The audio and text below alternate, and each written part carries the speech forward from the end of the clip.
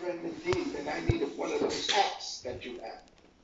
Oh, wow. We will gladly do one for you from Farmers of Thought. I will make an arrangement especially for you. To cover my bald head. Oh, man. Every Levite and priest who ministers in the temple must have their head covered. I'll have their head covered. Organize one for you, Bishop. Don't you must make sure that they make sure they don't climb too high. They can't climb too high, or it would the skirts. They look under the skirts. Got it. Yes, sir. No, I think that went over your head. I totally missed you. The skirt part, I could not. I think you missed that one. Yes, you flew past me. All right, let's get into it, ladies and gentlemen. I'm so excited. What a great time to be alive. What a time to be alive. It's 7 p.m. Well, 17 minutes after 7 in SA, 17 minutes after 10 a.m. in Los Angeles. Thanks to our New York friends. I had a friend who asked me all the way in Connecticut saying, what time do you go live Eastern time? It's 1 p.m. New York time. We go live at 6 p.m. London time, 7 o'clock in South Africa. And you know, the new normal is a dialogue with these amazing, brilliant minds joining me in studio. I still say, by far, Bishop Noel Jones, one of the most rare, brilliant minds that will not just minister to you, but he will lead you to the wisdom of your own. And once you walk through that well of wisdom, you can't help but make decisions. You can't help but live a principled life.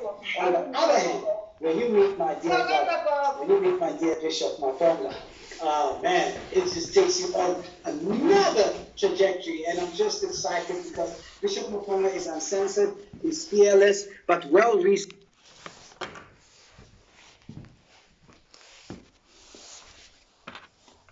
Abundance of knowledge on the subject and topic to do with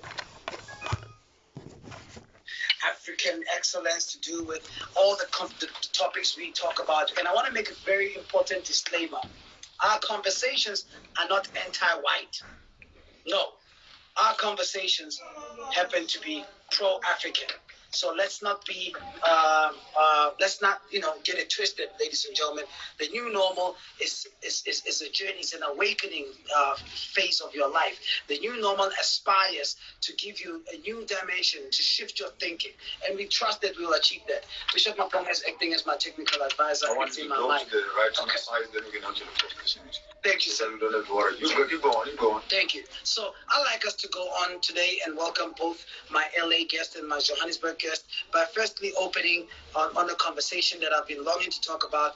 Bishop, thanks to the media, there's a lot that we start realizing, and we're going to start asking ourselves if campaigns like Black Lives Matters, if campaigns against brutality of how police are treating our fellow Africans in the U.S., and also locally here, how police put rigorous measures on blacks in townships versus the blacks in suburban area under lockdown. You see, this lockdown is very harsh on people who don't even have the pleasure to enjoy big houses and big yards, and you're telling people in shacks to quarantine or to stay locked down in their small houses. I just think that we need to have these conversations to help everybody understand from a black perspective, there are certain things that we have not been vocal about.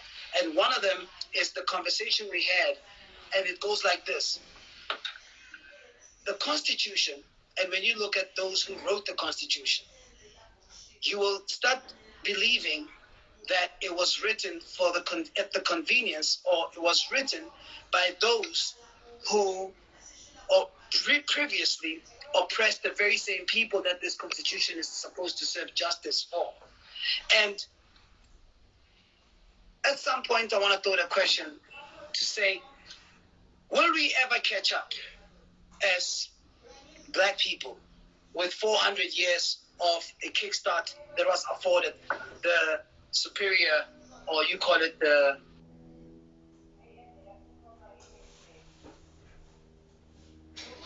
what culture is it, Bishop?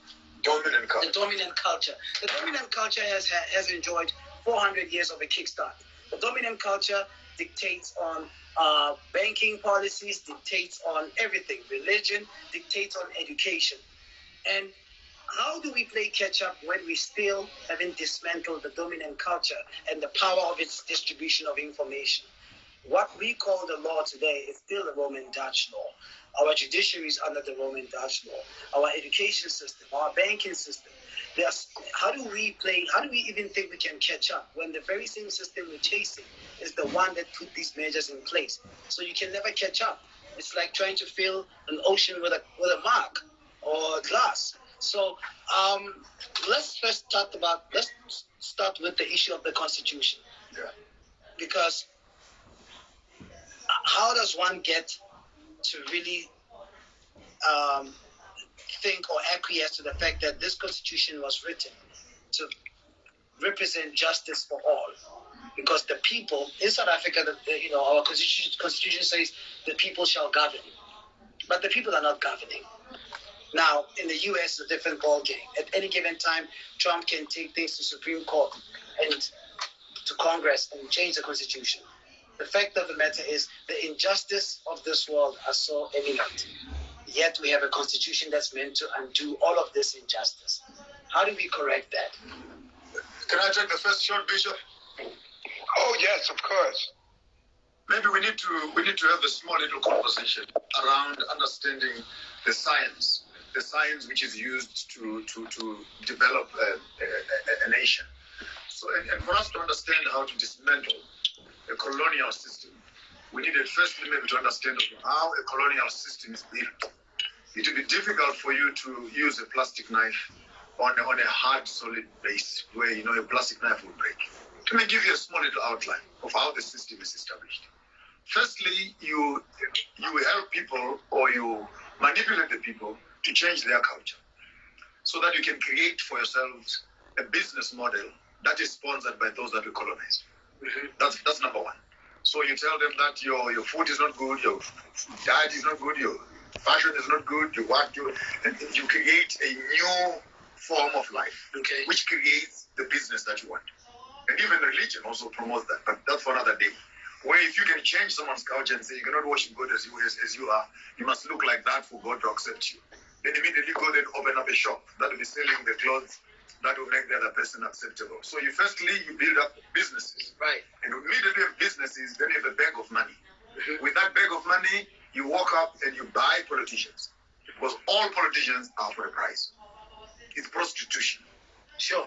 Anyone can be bought for a price. So businesses buy politicians. Mm. And politicians then have the power to appoint legislation. Right. Which is now what you're talking about in terms of constitution, which is level 3. Yes, sir.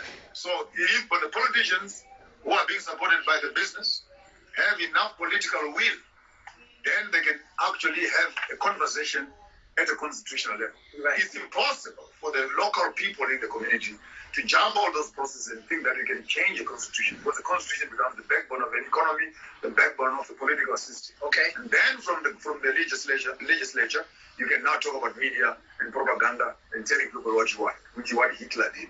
So if you understand how this system is built, okay, that is business, 1, 2, politics, 3, legislature, 4, then it's media. Mm. Then the question is, how do we work on that? And if the African does not understand that to build that system, it's taken the colonial system 400 years to establish that. And maybe one word of caution, it is that the one who has oppressed you will never, in 1,000 years, donate your freedom to you. The oppressor will never donate his freedom to you. And at the end of the day, therefore, you understand that the one who has been colonized, when he gets into power and does not understand how the system is built, he gets into power to become the new colonial master. What do I mean? The Uncle Toms. You get into a system to manage the system, because for you it becomes employment and a retirement package. You cannot destabilize the system, then it destroys your intentions and your goals and your visions. Correct. So we have leaders right now who are not there to impact the community and change the community. We rather have leaders who are there to maintain the system, to make sure that the same legislature of the Roman Dutch law remains intact, for that makes them remain in good books in the Western world. Oh, Bishop, over to you, sir. I agree wholeheartedly, and I am over here noting, I'm actually taking notes of the brilliant progressive concept that the bishop just presented. And of course, it's clear for those of us who can see into it, and that is big corporations are operating the world. Big corporations have the money to push enough money to get whoever they want elected. The elected then makes the appointments, and all of it is in sync so that the big corporations or the few that operate in the world control the rest of us. So let's understand this, that when constitutions are written, and we can take it not only from the Constitution, but let's even take it from a biblical perspective. When Israel was released from Egypt, the first thing that God did with Israel was to give them 10 commandments. If you look at the 10 commandments, you will also see a variety of other rules and regulations that God gave to Israel. They came out of the slavery. So here is what's born. Here's what it's born out of. It's born out of the pain of what you have experienced, and it's born out of fixing things to a point where you will not experience that again. And so now the allegiance, if you notice, the allegiance down through the years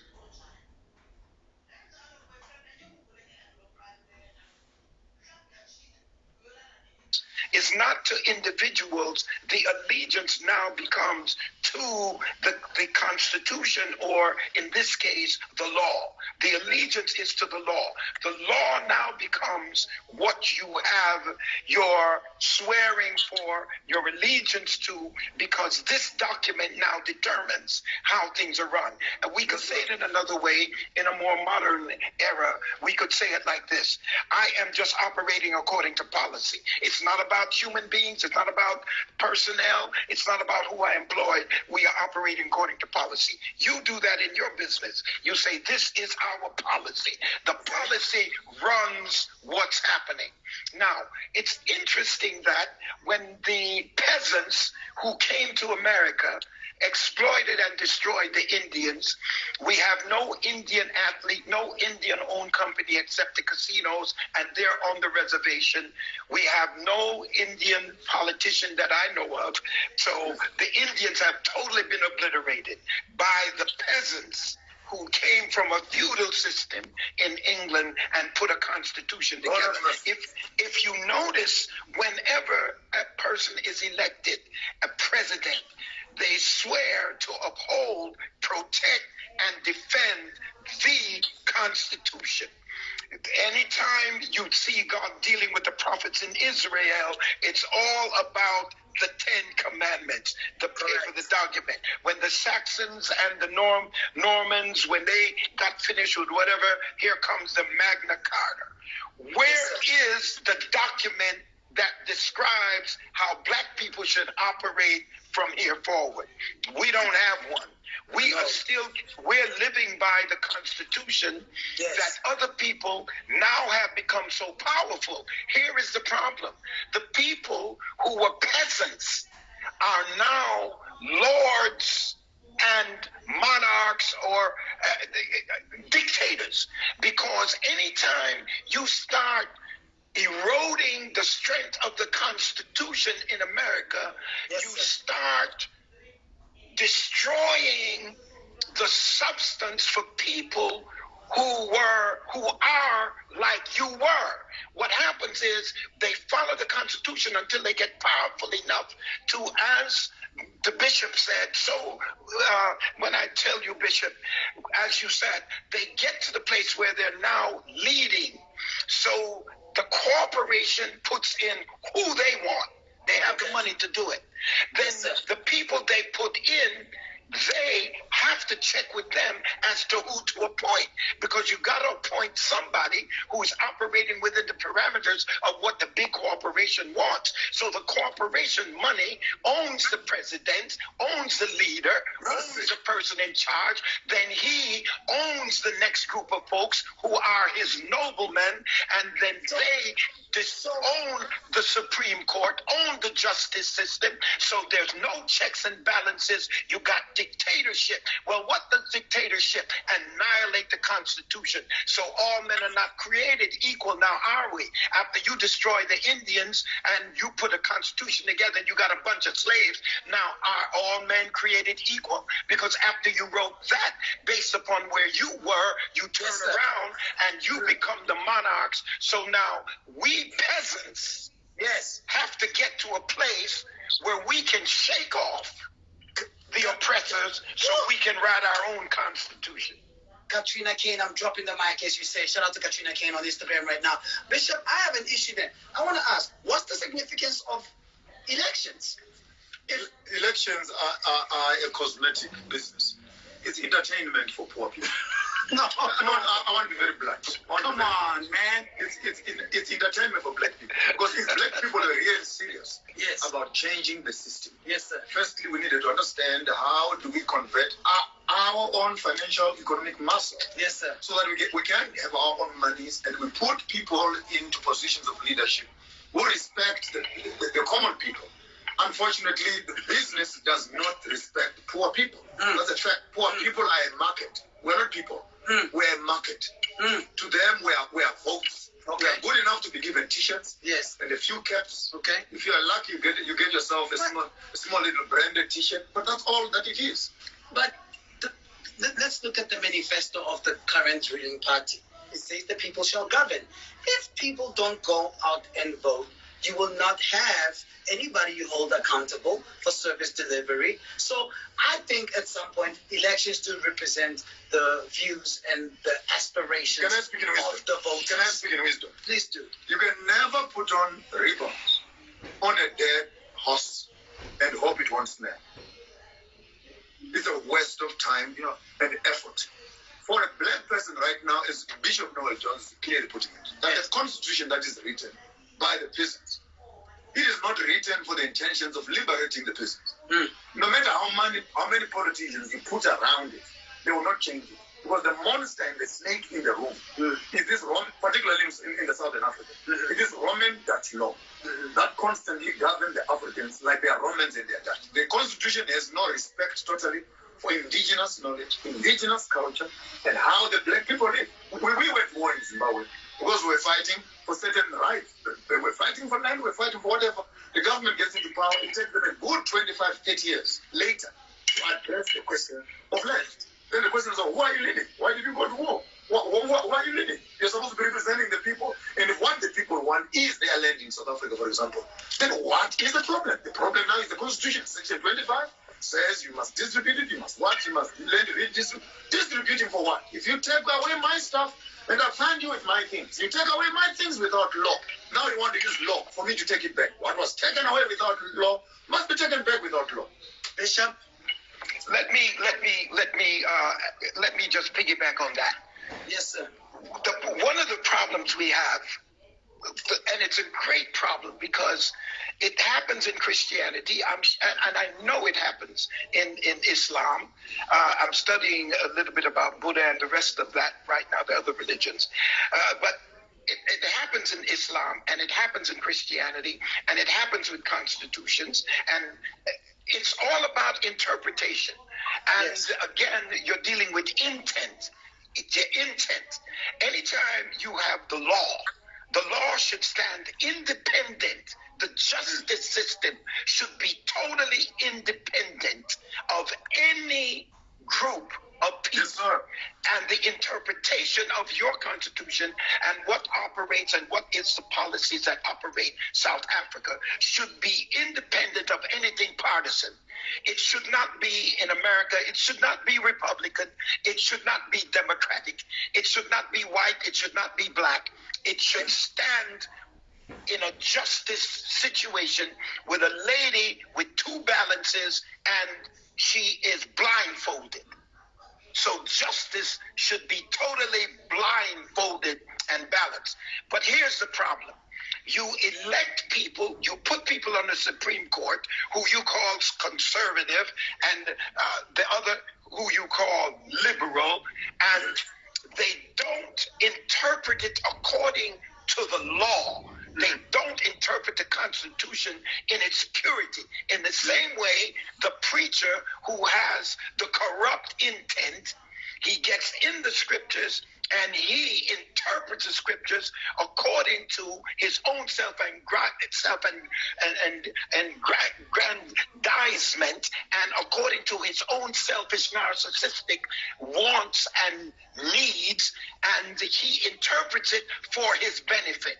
That's what happens to a constitution. So if people interpret it, you put and appoint the people after money has elected them. Here's something that is interesting. If you check the American Supreme Court over the last 10 years, it has not found in favor of anybody who was little. It only finds in favor of huge, powerful groups.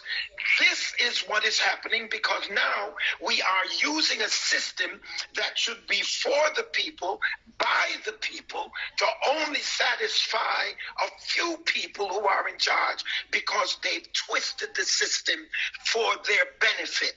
And this is why we are now peasants in a colonial environment. You call it democracy. I say America is as colonial and has a feudal system as did Europe through the years. And this is the problem. And the problem in the world, you can take it or leave it, is the poor against the rich. Yes, sir. That just seals the whole conversation. But what I hear the bishop saying is that justice is for sale. Okay, but I want to add a point made by Kwazi_Kwa says, in South Africa, customary law takes precedence over statutory law. Is that the case? The question is, as much as it is good to say, yes, but do those people have you heard of the customary court? Have you heard of the institution where actually cases of customary nature are being dealt with? Isn't that at the Constitutional Court? That's the whole issue. So don't talk about customary law. You're still talking about constitution. Right now, we have one of the kings who was arrested for marrying a 16-year-old girl. It was charged in as rape, but culturally, the man must marry a young girl. So there's conflict between culture and constitution. And who won the day? The king ended up in prison. But justice, I like what the bishop said, justice is for sale. Is for sale. The one who has money can buy. Okay, and I want to take a comment also from one of our viewers is saying, but shouldn't then the Bible be the ultimate constitutional book? Yes, that's the question. Shouldn't then the Bible be the ultimate constitutional book? Well, of course. I'm sorry, Bishop. Go ahead. Bishop, you see, again, we go back to some very basic principles. And America has on the coin, "In God we trust." Every group of people should understand, no matter what the rulership is, that theocracy ought to control democracy. All right, oligarchy, whatever you want. It can't control anarchy, of course. It can't control oligarchy. But let's say monarchy, and let's say a republic. The Republic of America should be controlled in a Christian environment by theocracy. In Israel, their democracy should be controlled by Judaism. In Islam, wherever there is a democracy in Islam, wherever there is, it should be controlled by their theocracy. The whole point is that people who believe in God operate by treating each other properly. The 10 Commandments is 60-40 relationship with one another. It's 60-40 how you treat the people around you. That's the 10 Commandments. And when you understand God, you can only understand God in relationship to how you treat your brothers. Yes, how can you say you love God who you have never seen and hate your brother who you see every day? It's impossible, because the only way I can relate to God is relating to you and relating to the people around you. And that's the only way I can relate to God. So theocracy should control democracy. But when people are godless because they're substituting God for money, now they have to be in control of the element. So let's put God aside. It was horrendously ridiculous and actually diabolic for people to say we did not elect a president to be a pastor.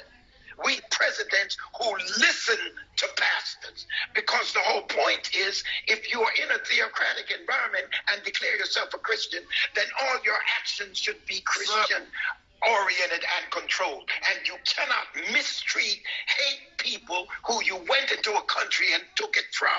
You went into a country and took all of the minerals out of Africa. You got rich with old money. You made kings and queens who own half the world. And then you turn around and hate the people you took it from. What kind of thing is that? You ought to be kissing their feet every day. Thank you for being passive. Thank you for not being educated enough to know what we were doing. Thank you for being ignorant. Thank you. We really want to praise you for allowing us to come into your country, a few of us, and take everything. My God. And you turn around and hate us too. Was it out of our kindness not to seek vengeance, or it's out of our ignorance to think what has happened to us, we deserved it? Because if you, say you're in an abusive relationship, I've been on a date with somebody, and before the main course came, I knew this person has dealt with nothing but abuse, and this is a warning sign: get away, run, full speed, touch. Don't you think some of us get so acclimatized to pain that pain becomes part of our DNA, part of our thinking, part of accepting what's wrong? We turn wrong and say it should be this way. Oh, he beats me because he loves me. Oh, gosh, I've lived my life living this way and it should be. The white man is so good. He gave me a promotion after 10 years. I don't aspire to start my own business. I'm happy where I am, and I hate every black person that wants to venture into their own business. I feel like preaching, Bishop. I feel like preaching tonight. Preach. Go ahead, man. Let me share a word. I could hear some preaching. If you say you believe in God, yes, then the God in you must see the God in me. And there's no way and no space in the sun, yes, where your knowledge of God should be turned into abuse. Yeah. I want to respond in two ways. Okay. I'll give you the Zacchaeus example. Please do. But the colonial system is totally unrepentant. Unrepentant. Got you. You come around, you colonize the people. After you colonize the people, you refuse to give them back what belongs to them. So it's unrepentant on that point. You even make it worse for them to leave. You create conditions that are far much more horrible. Okay. Because now you understand that the game has changed from politics into economics. Okay. Zacchaeus, on the other hand, he has a desire to see God. And in his desire to see God, he strategically positions himself. Yes, sir. Where he can meet up the master. Okay. Climbs up on a tree. Yes. And then the master comes by. To which he tells him, Zacchaeus, we cannot deal with politics with you in the tree and me down here. Yeah. You need to come down from your tree. The white man must learn. The European system must learn. Colonialism must learn. Okay. Business must learn. Yeah. To come down where the people are. Okay. Take note of the following statement. Yes, sir. I want to take you home. I want to come home with you. So this business of politics and economics must be discussed within the settings of a home. It must impact the home. But I love what happens. Zacchaeus says this to Christ. No, Christ says this to Zacchaeus. Yeah. Take me home with you. Yes. Have some conversation with you. Okay. And then when they get home, they close the door. Right. Personal interactions which prepare you for public appearances. And in the conversations of their closet, yes, when Zacchaeus finally comes out of the house, yes, sir, he makes an announcement. All right. That's where the sermon begins. Yes, sir. Is there anybody out there who I owe anything? Yes, sir. If I took from you a dime, I'm willing to give you 4 times more. Okay. Please come forward and collect what belongs to you. Now, if you look at this example, yes, had the European system understood the Bible, I like the interpretation concept, and they understood the interpretation of the text. Okay. That when you have abused and you have stolen from people, yes, sir, the whole issue of truth and reconciliation was the worst circus I've ever seen in my life. Okay. On South African ground. Yes. Because out of the closet, yes, of apartheid, the colonial system should have come out and say, is there anybody out there? Yes, sir. Whom I've taken land from? Is there anybody whom I owe? Come and collect 3 times, if not 4 times more. Tell me that the British monarch right now carries a diamond that is sitting on the crown that is stolen from South Africa. All right. From Cullinan, right here in Pretoria. Yeah. Who wants to talk about that? Johannesburg is a junkyard of a dumping site of gold dust. Mountains and mountains of sand that the colonizers dumped the gold and went away and left as a dumping site. Are you aware right now that even the mayors of Johannesburg will not tell you the truth? That Marshalltown and etc., because of the amount of mining that is happening at the bottom there, the water level is increasing up. It's a matter of time before the whole lot that Johannesburg side will sink into a hole. It's underwater, because there are mines and holes at the bottom there. Who will be accountable? The shareholders who dug those mines, they are sitting in Dubai with their houses on palaces, waiting. And the day it happens, they'll say the African government has failed. Who calls Zacchaeus to accountability? If the true gospel had worked, it should have worked on the hearts of the colonizer to understand that you cannot abuse a people forever. The Bible says 50 years you take my land. After 50 years, return it back to its rightful owners to avoid war. It's 400 years later, for crying out loud. When is this Messiah coming out for the black people? My God. Woo! Are we...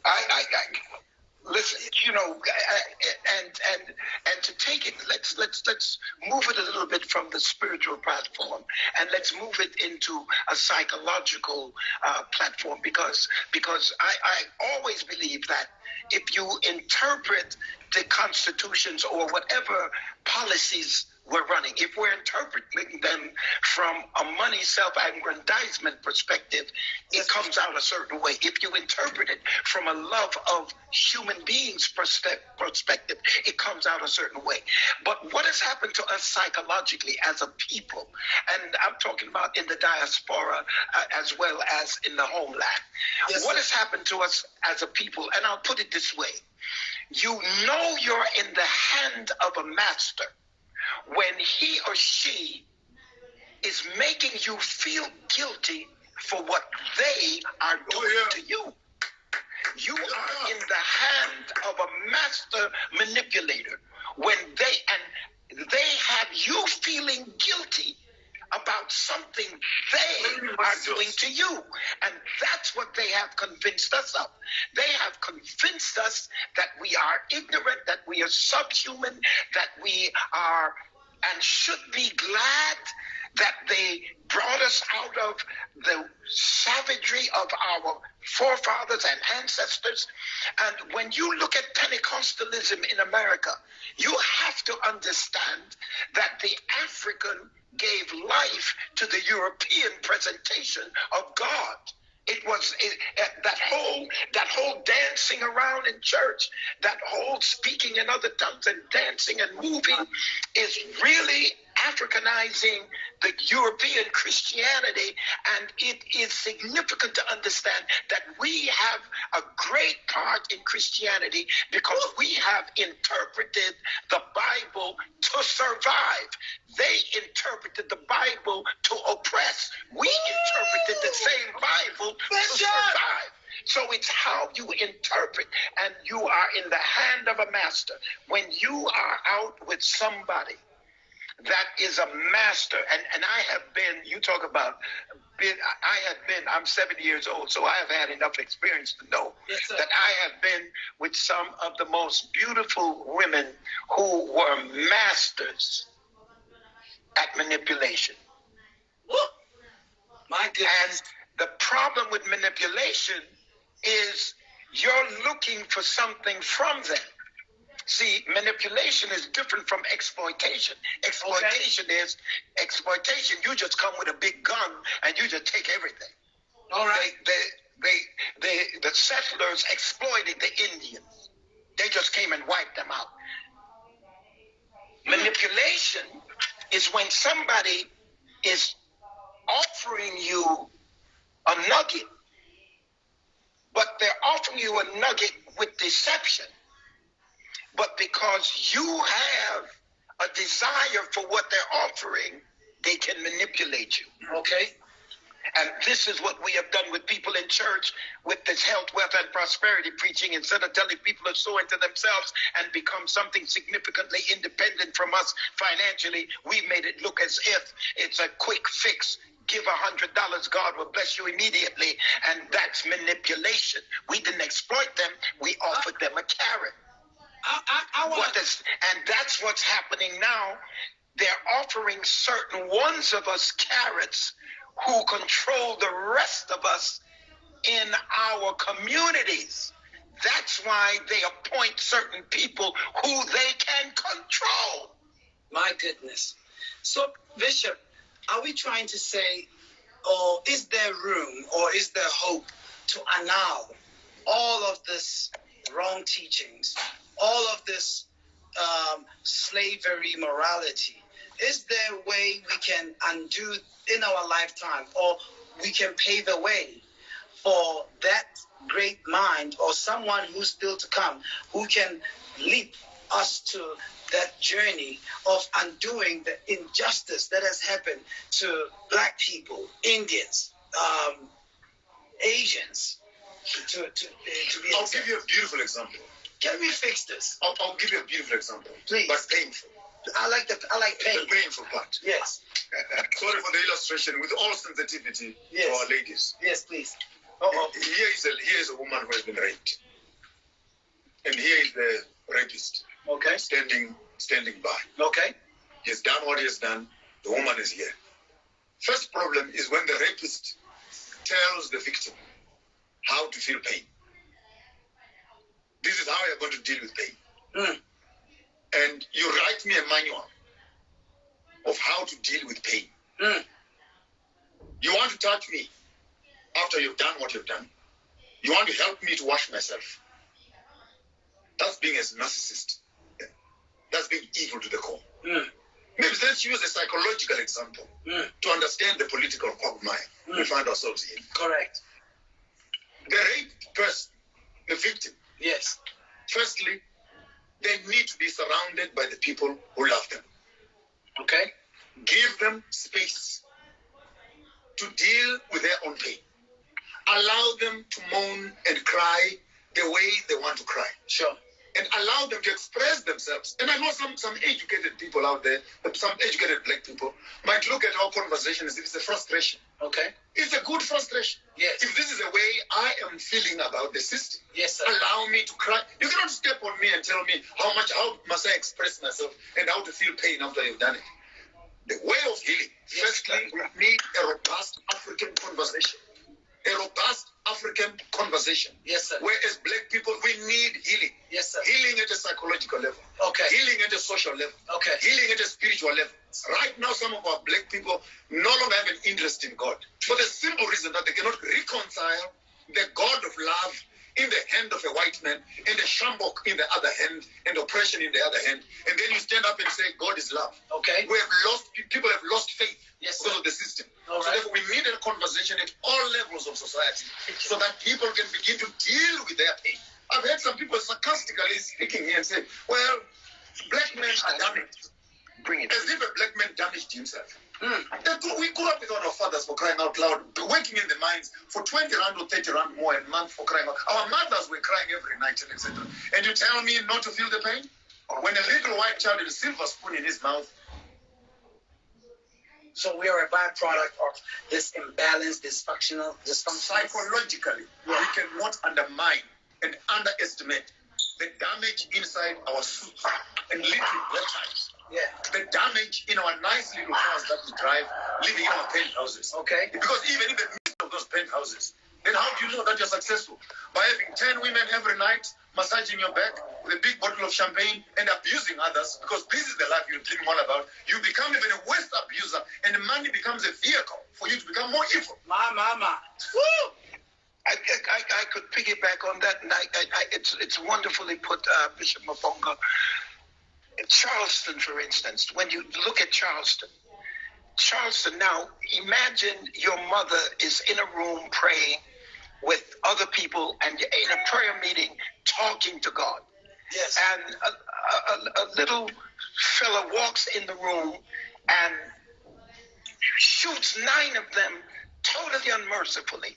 Yes, sir. People who are praying, elderly people, people who aren't armed, and you just walk in and you shoot them up. My God. And before, my mother is still on the slab.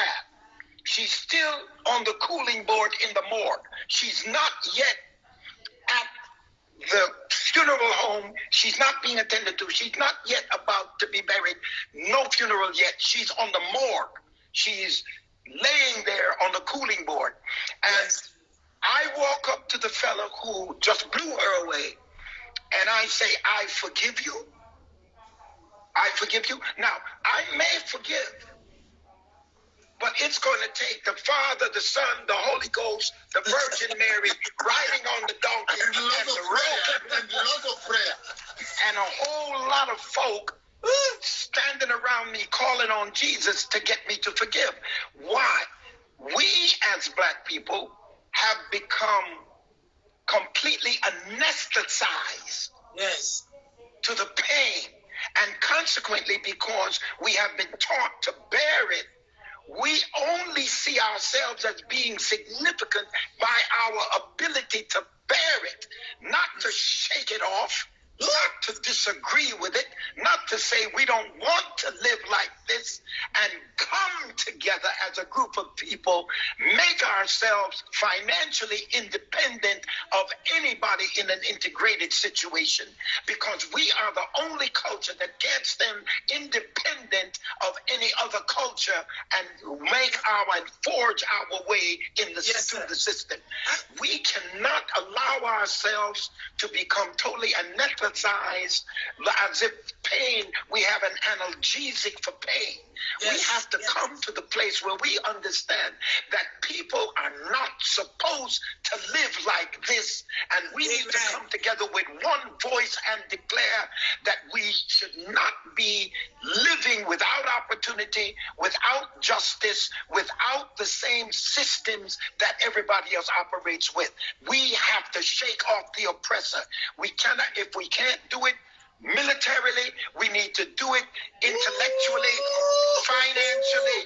We need to do it by coming together as a community, stop looking down on each other, and start looking and appreciating each other, lifting each other, and working together as a community. And I'm saying this in my conclusion of this point. I am saying this: we need people like you, your generation, Generation Z. We need you to step up and talk. Take our wisdom, apply it, and run with it. Take their education and make your life work with it. They used our backs. Let's use their head. Bishop, I love what you said, and I need your help right now. I struggle with this phrase. When I'm weak, he's strong. Okay? I struggle with this phrase. I want you to understand where I'm going. I struggle with, and you preached this a couple of years ago, if not 10 years ago. I struggle with my strength being tested when I'm weak. Because I would like my strength to be recognized. I want you to appreciate my strength. At your strength. At my strength. Not at the point of my weakness. It's like two people in a relationship. I don't want somebody to love me out of my weakness, because I'm forever at the mercy of any. They will just take me. If I'm vulnerable, my goodness, they will just exploit me because of my vulnerability. Why can't you appreciate me out of the strength in me, and I appreciate you out of the strength in you? So the two of us come around the table out of two strengths. And I'm not around at needing you. And the best way I would like to have a relationship with the God I serve is out of appreciation, not out of need. Because when I don't need him, then I'll be preoccupied with the things that I need. Self-love will be the best. And my parting shot. Okay. Until the person who feels weak and strong realizes their condition of not needing the other, it's actually deficiency of thinking that by being approved and loved on the other hand, it fulfills the emptiness in your heart. Okay. I want to do a nice little landing on the prodigal son. Because I understand many of us work from that. I love that. Take me to it. Until the black child understands that he has hung around swine for too long. Yes. Do you miss that part? Until the black child understands. All right, I'm back again. Until the black child understands that he has been sitting around the swine for too long. Yes, sir. He has been at a pigsty for too long. Okay. He has eaten food which does not belong to him. Okay. The memory of home caused him to stand and say, I will not live in this condition. Okay. And I think the black child needs to understand that we are not peasants. Yes. We are not commoners. Okay. In Zulu, Inkosikazi. Yeah. Inkosazana. Yebo. Inkosana. Yeah. Inkos. Yes. So here in the language, we address each other as royalty. As royalty. And until the black black child discovers that he is royalty himself. Yes. There is no way you make up your mind and say, to hell with the pigsty. But the dominant culture taught us royalty is associated with your bank balance. If the first royalty we have is not in money, it is in blood. A lion does not change its diet because of the protest of the sheep. Say that again. A lion will not change its diet because the sheep are not happy. The royalty in us must keep us loyal to ourselves. Hallelujah. Firstly, so we cannot cover up slavery with money. Okay. Because then we become rich slaves. You know why I brought the point of appreciating me out of my strength? Because the dominant culture then threatens, like they did in Zimbabwe, sanctions on those that are now starting to be awake. Robert Mugabe, may so rest in peace, raised the argument that we got to claim the land back. What happened? So, same with South Africa. Jacob Zuma made some remarks after his meeting with Putin during the BRICS conversation in 2016. And he said, we need to start looking at the expropriation of land. For time purposes. The following day, the rand was weak. For time purposes, yes, we need another conversation on the banking system and how it is founded on solid assets, immovable assets, which is land. Yes. So we can have a conversation about how land, immovable assets affect your ability to acquire money within the banks, and that the system is built with land as surety. And immediately you talk land, you are collapsing the entire financial system. So it's not an easy issue. And that land system actually holds together the economies which are being held by the JSEs and the stock exchanges and etc. People put their money into bonds of countries only on the basis that they have access to land because it's immovable. So you cannot touch land and not touch the economy of any country. Okay, point made. I want to get Bishop to make his remark on the issue of dealing with strength, because I will not want to be in a relationship with somebody who is attracted to my weakness. Bishop. Well, first of all, I want to put the scripture in context. His strength is made perfect in weakness. Yes, because now we're not dealing with apples and apples when it comes to having a relationship with another human being as it relates to dealing with God. Because in the whole process of salvation, the only thing that a human being can bring to God is weakness. And this is why he has arranged for weakness to become a prerequisite for salvation. I'm being very theological on this. Because all I can bring to him is weakness predicated on the fall of Adam from a biblical perspective. All I can bring is weakness. So what he has decided to do with his omniscient wisdom is he decided then to make weakness a prerequisite for salvation. This is grace, unmerited favor. That's what he did. So when you deal with his argument of being perfect, strength being perfect in weakness, it is also significant that he comes into your life with you being weak, but he does not intend for you to stay weak. Because he now has decided that you would be formed into the image of his son, which means power. Then he turns around and says, if you suffer with him in your transformation, then you will reign with him, and he makes you a joint heir with Christ based on the strength that he's given you. That's fine. Now, let's take that strength and go into a relationship with somebody, another human being.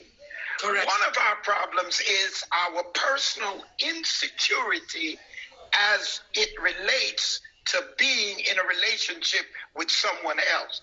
First of all, do you want a woman, or does a woman want a man that nobody else wants? Come on. No. Absolutely not. Knowing you as I know you, and knowing your wife as I know, you are attracted to a woman that a whole lot of people want. And she's attracted to a man that myriads of women want. So now the issue is, how secure are you and how secure is she? I hate to be so personal, I shouldn't have brought your name up. But how secure are both of you? Now, one of our problems is our insecurity. So because I'm insecure, I want you to need me. So men put their women in a position where they can't buy this, they don't have any independence, they gotta ask for this, they gotta ask for that. Now, you know we got to feed the kids, you know we got to take care of the home, so why do I have to ask you for anything during the week? When you get your paycheck, you ought to just write the check and lay it on the table. Yes. But no, I want you to beg me. I want you to come on your knees. I want you to need me, because if you need me, I can keep you. Foolishness. Foolishness. Foolishness. People can hate who they need. Oh, but you don't hate who you appreciate. I don't want to be needed. I want to be appreciated, because people can hate who they need. I'm done. Hate who they appreciate. They can't hate who they appreciate. Here's the word: appreciate. Appreciate. That means making you better. Appreciate. Not depreciate. Appreciate. Bishop, I don't want to be needed. when are we... Don't need me. I don't want a woman who is codependent. I want an independent woman who is interdependent with me. Can we please have Jones and Mabonga at Senton Convention Center? When are we getting off this lockdown? Bishop, when are we getting you in Joburg Convention Center? We need this in a seminar format. If anybody agrees with me right now on Instagram, please respond with a yes. You're spoken it. Yes, sir. And the word of the Spirit has heard. Yes, sir. And if it is in your mind to speak it, Yes, sir. then it's in your capacity to deliver. Woo! I'm seeing a lot of yes coming through. Sonia Smeller said yes. Nkanta _ Genesis says yes. T Portia says this is too deep. Coast to Coast Group Media says yes. Kevin Cox says yes. Ground _ Grander says yes. Mo _ Mosi says yes. Fijo Morentes says yes. Bishop, everybody says yes. So ladies and gentlemen, while we are on the yes move, can we close by saying what we are doing is building an ecosystem of like-minded people who will catch on the baton, and somebody in this conversation is going to leap or take this conversation further. We can only ignite the thought. We can only introduce the possibility of that awakening, but somebody must stretch the horizon. In closing, Bishop, I'm grateful for this moment. What you just dropped right now, oh, my. You have a way, man, of just leaving me hanging. Now I cannot wait for next Tuesday. Bishop Mavonga. I have no way, but the needing and appreciating part, I think, nails it. Yes, sir. Many of us as blacks, we think actually that we owe this. And hence we find ourselves subjecting ourselves to such horrendous conditions. Yes, sir. When in fact, we don't need them. They need us. They need our money.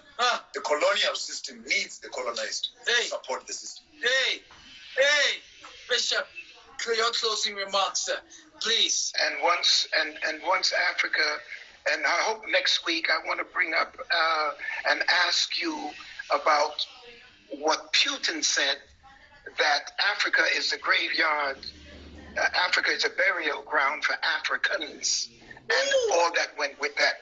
We can't authenticate that he said it. Nobody's been able to authenticate that he really said this. Yes. But we can look at what was said, whether authenticated or not, and see whether it fits the African profile. And we'll look at that. But in my conclusion today... But Bishop, I know you said you in conclusion, but can I say something so that next week we Go ahead, please. I have a lot of wealthy African brothers who treat this continent as a graveyard because their biggest money is in offshore accounts. All politicians. Don't mix words. No. Don't mix words. When I lived in New York, I bumped into a lot of their children who never wanted to go home when they're sick, never wanted to go home to be educated, never wanted to go home to bury their own. You can never trust a headmaster in a location school and their children are in white schools. Because if you say you're a good teacher, then why are you teaching your own children? So to your point, Bishop, I look forward for next Tuesday because the truth Oh, is, yes. look at every weekend on Forbes and ask me why are their kids educated overseas and who calculated their worth. If it's on Forbes, it's on offshore accounts. Because I don't think Forbes came to ABSA. I don't think Forbes came to VBS or African Bank. No, it's sitting somewhere in the Swiss account. And why don't we trust our own system? Maybe because we don't own it, or we don't have the capacity to think that we can. Or maybe we want to become like the whites. Ladies and gentlemen, it's been real. Thank you, Bishop. It's gonna be tough next week, I promise. Inshallah. I'll bring me some ice. I want to ask for something because at the end of the day, Bishop, we need to come back to our epicenter.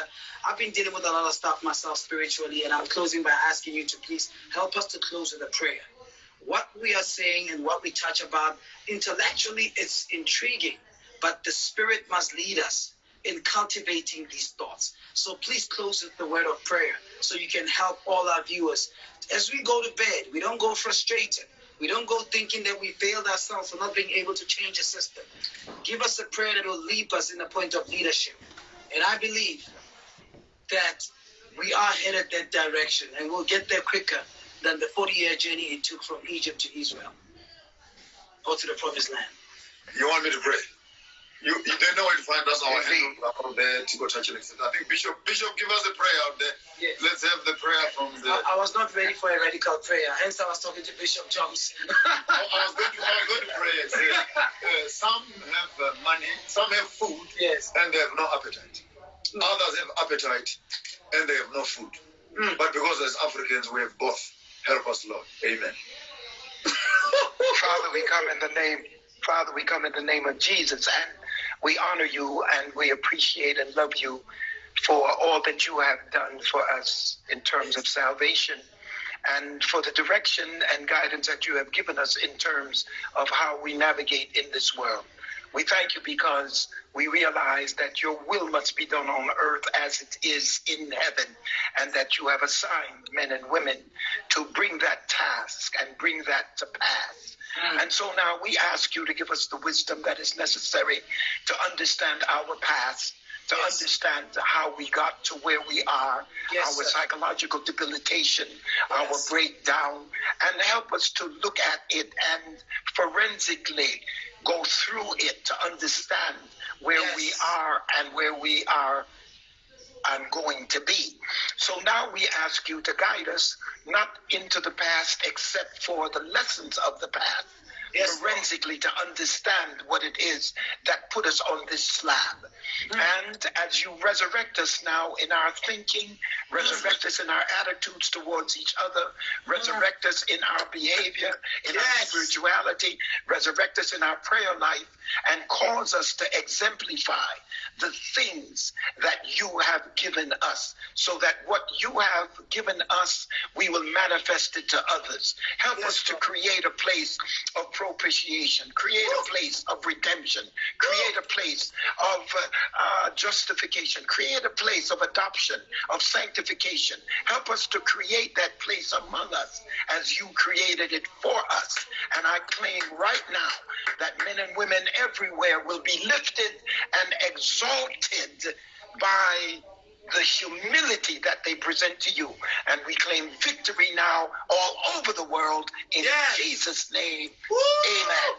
Amen. Everybody clap your hands. Thank you. Thank you, Bishop. God bless you. Love you, man. Love you, man. Love you, Bishop Maponga. Blessings, my Lord, my brother, Bless you, my brother. Bishop. Get my hat, Bishop. You spoke once, I heard you twice. Okay. Thank you. God bless. I'll be bringing my hat to LA. If not, Bishop will get ready to get to South Africa. Yeah. All right, we'll do. Yes, sir. With all those yeses, I imagine we should be on the way. Woo! Oh, those yeses is Even on mine is crazy. It's like, look at your yeses. Yes. Look at my yeses. 1,200 hits already here. People ask, yes. Wow. I miss the city of refuge, and I miss South Africa. I miss the world. I miss everybody. We miss you, and love you man. The wisdom. It's going to be right. It's going to be right. Thank you. Yes, sir. Thank you, Bishop. Love you. All right, my friend. Love you too. Yeah. Do not